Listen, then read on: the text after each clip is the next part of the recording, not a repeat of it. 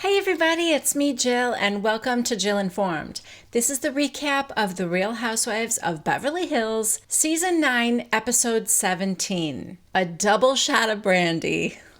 I can't wait to see Brandy Glanville. Before we start, some of you guys have complimented me on my necklace. Thank you so much. I got it in January of 2018, so I've worn it a lot.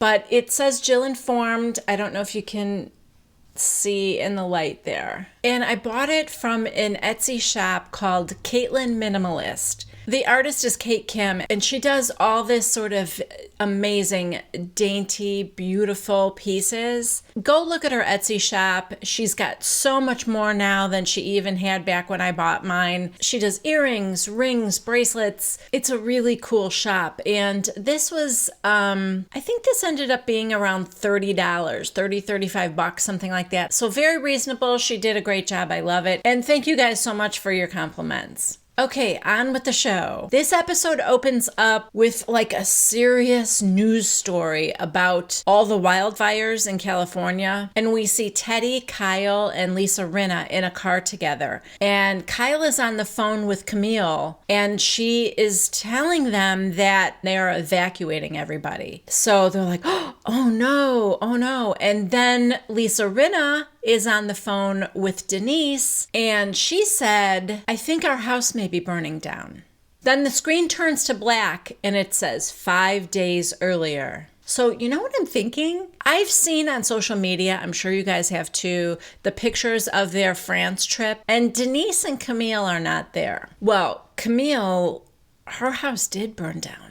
That was in the news. It might be on tonight's episode. I don't know. I haven't watched it yet. But Denise Richards, I didn't hear anything about her house. But I'm sure that is explaining why those two did not go to France with everybody. Okay, so now, 5 days earlier, we get a bunch of quick shots. Dorit at Beverly Beach working on a new collection for, I think they're doing a photo shoot. Kyle's house with Portia. She's asking her if she has homework.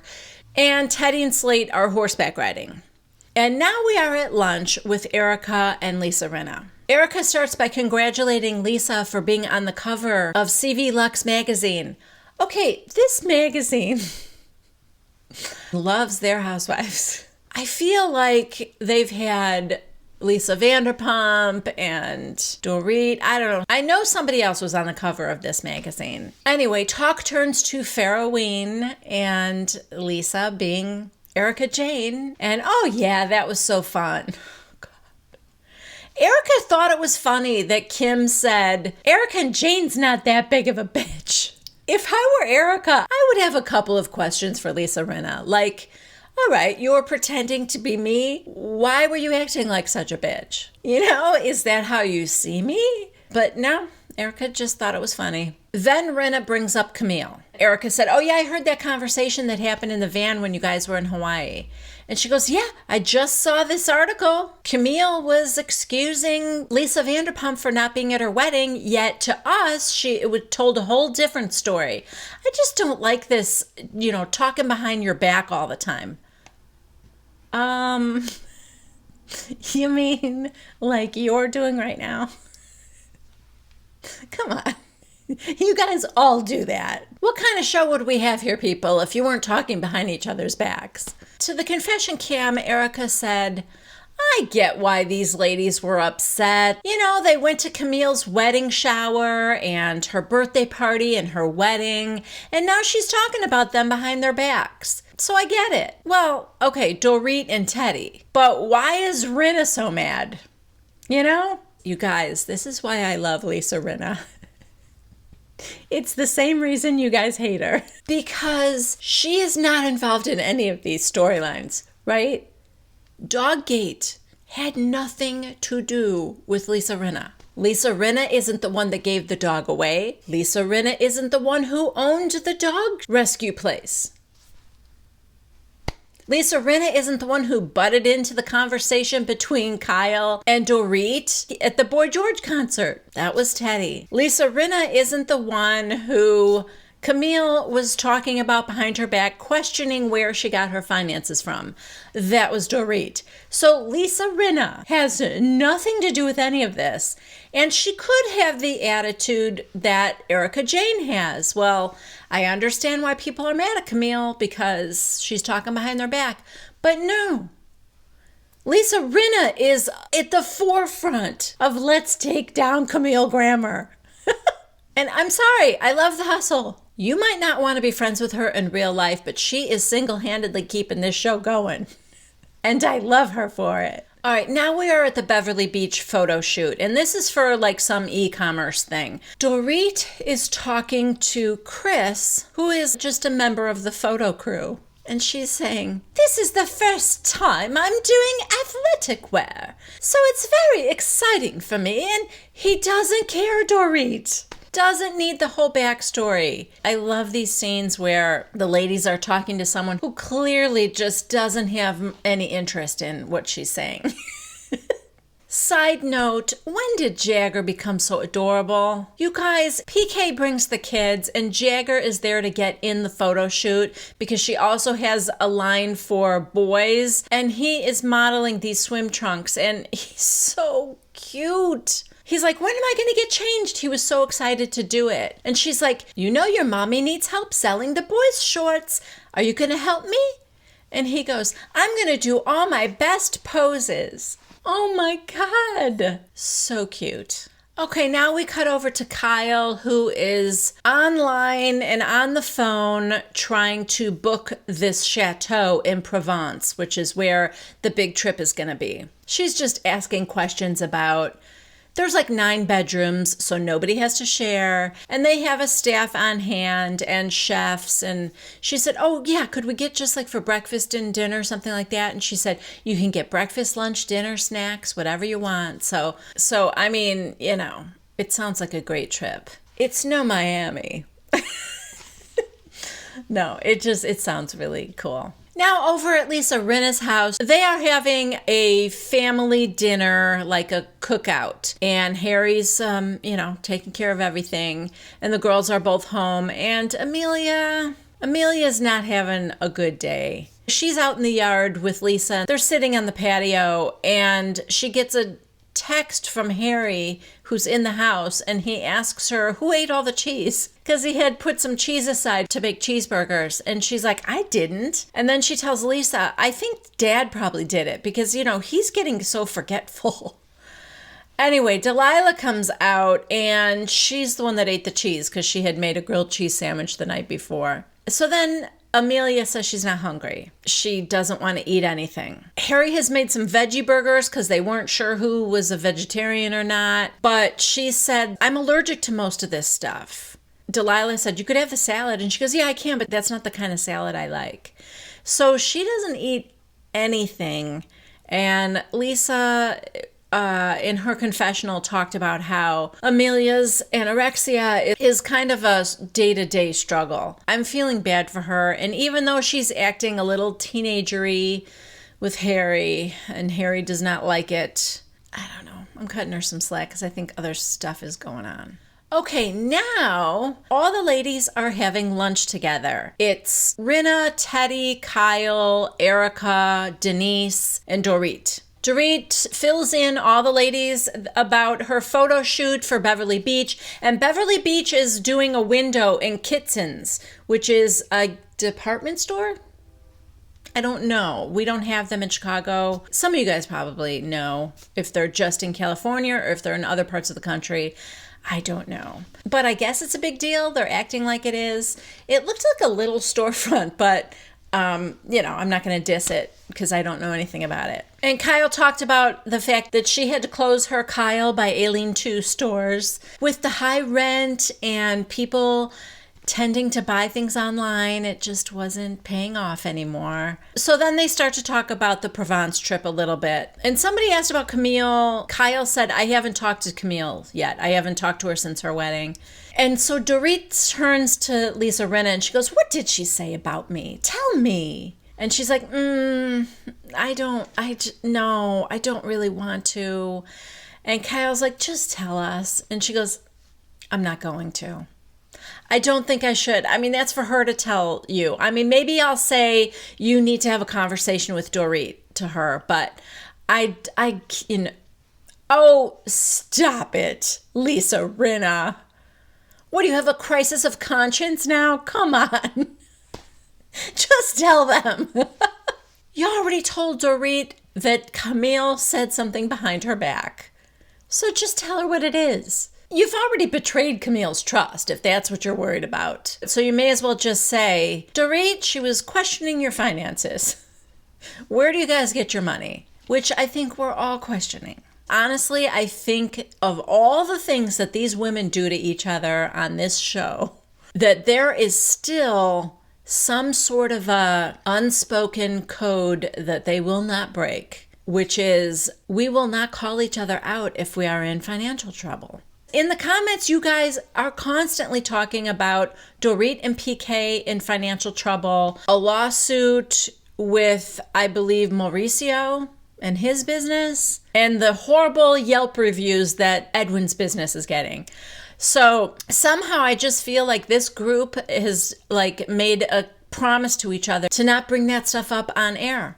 Oh, also, when they were on that first little trip to, was it Mexico or the Bahamas? Bahamas, I think. Some woman, I guess, chased Dorit around the pool asking for money back from a loan or something like that. And nobody talked about it. That wasn't shown on the show, and none of the other housewives brought that up. So, I mean, yeah, that's like some sort of friend code that they don't seem to want to break. We cut over to Camille in her house, and we get all of these shots of her beautiful home, which is just, it's eerie because I feel like this might have just been filmed a few days before the fire. So it kind of gives you a chill a little bit. Anyway, we're at Camille's house. She's talking to her friend Kimber, and it's like 2 weeks after her wedding. And she's like, yeah, the ladies all looked nice, didn't they?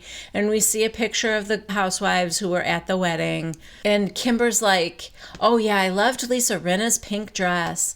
And Camille's like, and Teddy looked good too. And Kimber goes, yeah, pretty odd about her behavior at the airport though. All right, so then we find out that apparently Mason, Camille's daughter, saw Teddy at the airport when they were all leaving Hawaii, and Teddy snubbed her. And Mason felt pretty bad about it. I understand Camille said, so my mama bear just came out. I get it. But also, I highly doubt that Teddy did that on purpose. You can disagree with me. And I know you're not shy to disagree with me. That's fine. But I'm just saying, this is my opinion. Teddy doesn't seem like she is so snooty and full of herself that she is going to snub Camille's daughter. I don't think she would ever do that. She either didn't see her, didn't recognize her, something. I would like to hear Teddy's side of the story, though. I mean, come on. Teddy befriended John Blizzard. Why wouldn't she be nice to Mason Grammer? It doesn't make sense, but anyway, it gives Camille the opportunity to say that, I just think she's gotten a little too big for her britches. Back to lunch with the ladies, Denise finally said, well, so is Camille invited? And Kyle said, of course, I just haven't gotten a chance to talk to her yet. And Erica goes, of course, we're going to beat her up in France. Okay, the next scene, oh my God, you guys, this is like my perfect world. Denise, the love of my life, turns out she's friends with Brandi Glanville. How perfect is this? So we are in a restaurant. Denise gets there first, then Brandi arrives. And those two, they met through a mutual friend of theirs, and they just bonded immediately. And I couldn't love it more. Oh my God. Brandi is just 100% Brandi right from the jump. There is no easing in and pretending that she's a lady for a little while. Oh no. Oh no. We get full on Brandi all day, every day. Okay, there's a little smidgen of small talk. She saw posts that Denise took of her and Patrick Muldoon, because, they're doing that Christmas movie together. And Brandy's like, didn't you two used to date? And she's like, yeah, we did. And she goes, how is your husband with that? And Denise said, he is surprisingly very supportive. I don't know if I would be. And Brandy's like, oh yeah, I would not want my husband to be with one of his exes. And so then she says, apparently I punched somebody at Casamigos. Yeah. And then we see this news article that said Brandy Glanville is accused by some actor of assaulting him at a Casamigos Halloween party. It said that she and a friend attacked him with 12 uppercuts. Oh my God. Okay, so it turns out that Brandy claims she never did that, and then the actor then later said that Brandy had nothing to do with it and Brandy wasn't even there. This is what I said about Lisa Vanderpump, and I'm going to say it about Brandy. I don't know if she did it or didn't do it, but do I think she's capable of it? Yeah, of course I do. She has exhibited behavior in the past that would lead me to believe that, yes, she might. Now, she even said, look, I may have slapped Lisa, but I don't go around punching people. That might be true. Maybe she has never physically touched anybody else ever, but I saw her do it once, so it isn't out of the realm of possibility for me. Same goes for Lisa Vanderpump. Just my opinion. I am not stating facts here right now. I don't know what the facts are. People form their opinions based on what they've seen and experienced. All I have ever seen or experienced is just what Bravo shows me, because I don't even follow her on Instagram and all that. Some of you guys might know more than I do. I base it only on what I've seen on TV. I don't know Lisa Vanderpump in real life. So I can't staunchly defend her because I don't know her. I'm not going to go to the mat for somebody I don't know. And from what I've seen, she's done some shady stuff. Every single one of these housewives have done shady things. So anything's possible. So after Brandy says that, Denise said, oh, that's terrible. These tabloids will say whatever. And she said, now, there's this issue with Lisa Vanderpump having said something to, I think it was Radar Online, and she's denying it. And Brandy goes, well, she does have a direct access to tabloids. And then she kind of laughed, and then she said, but I don't know, Radar Online, although, yeah, she did. She totally did it. Now, that's Brandy saying that. I don't have that opinion. I'm not saying Lisa Vanderpump totally did it, but I don't know that she didn't. And by the way, just for the record, nobody has ever changed my mind about this. If you go back to episode 1 and you listen to everything that I have said, I have always said, I don't know. This makes it seem like she did it. This makes it seem like she didn't. Like her swearing on her children's lives and on Jiggy's life, I still think that's a compelling argument to me. But I don't know, and I've never said anything different. I have never been Team Lisa Vanderpump, and I have never been Team everybody else either. To me, I don't have enough facts yet.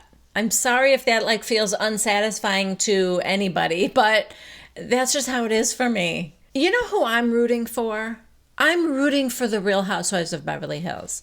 It's one of my favorite franchises, maybe even second to New York. So I am rooting for that show to continue on and to get better.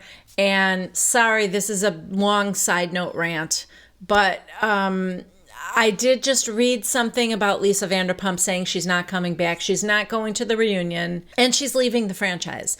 So that makes me sad. And I'm not Team Lisa Vanderpump, but that makes me sad because I like her on this show. I want them all to come back. But I do think the franchise can survive without her. And I know she'll survive without the franchise, my God. She has such a fulfilling life. I'm envious of it. But she's going to be just fine, and I think the franchise is going to be okay too. But just as a viewer, I'm sorry she's not coming back. Anyway, back to the show. Brandy is telling Denise that she was very good friends with Lisa Vanderpump for 5 years until she crossed her. And Denise said, "Did you cross her or did you just stand up for yourself?" And I think Brandy's answer was really honest. She said a little bit of both. And then she said, I crossed her. So she admitted to that. And then we get a flashback. It was when they were going on a trip and there was a tabloid article. Oh God, you guys, I forget what it was about. Was it about Kyle? You guys are going to have to remind me in the comments. But whatever it was, Lisa had put the tabloid in Brandy's suitcase and then later claimed that she had never seen the tabloid, and Brandy said, "Yes, you did." And Lisa gave her a look, and then according to Brandy was on the outs with her and paying for it for like 3 years after that until she was off the show. So I don't know, you guys can choose what you want to believe, but I think she's capable of stuff like that. Denise invited Brandy to Provence. Could you imagine? I don't think it was up to Denise to invite her. Again, remember you guys, this is before the fires now, because we have gone back 5 days. So I think it's because of the fires that Denise did not go to Provence. We still have like 20 minutes left of the episode, so maybe we'll find out. So I don't think Denise goes either on that trip, but I wonder if Brandy would have gone if Denise went. Anyway, so then Brandy tells Denise that she talked to Kim, and Kim told her that she met Denise.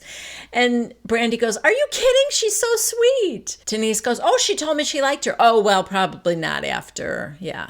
You guys remember that at Farrah's birthday party, Denise was defending Lisa Rinna. So, okay, we have a little scene with Aaron and Denise. Aaron is setting up, it's not a gym, is it? Please tell me he's not this isn't going to be like Cut Fitness. It's something called Compass.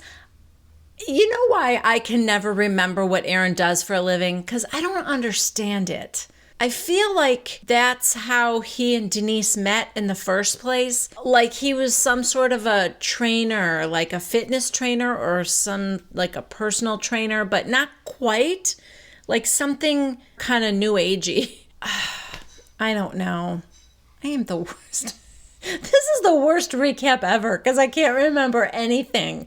Anyway, I guess he has this new space where he's going to do his job from, I don't know.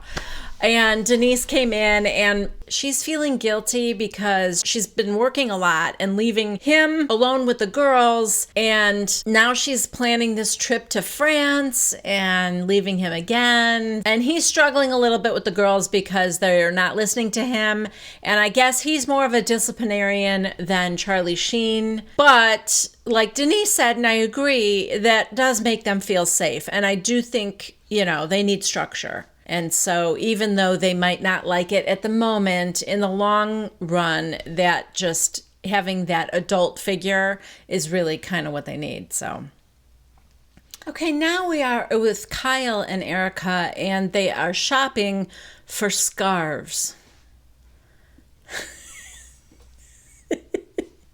You guys, these women on their trips, and they feel they have to dress the part of the country or the city that they're, oh my God, it kills me. It just kills me. So now it's like scarves and berets because they're going to France. Yeah, so they, I don't know where they parked because we have never seen these women have to walk so far to get to a store, right? They pass by Kyle's store that's closed and they look in the window and Kyle is sad, and then she sees her chandeliers are still in there and she's like, I gotta get my chandeliers out of there.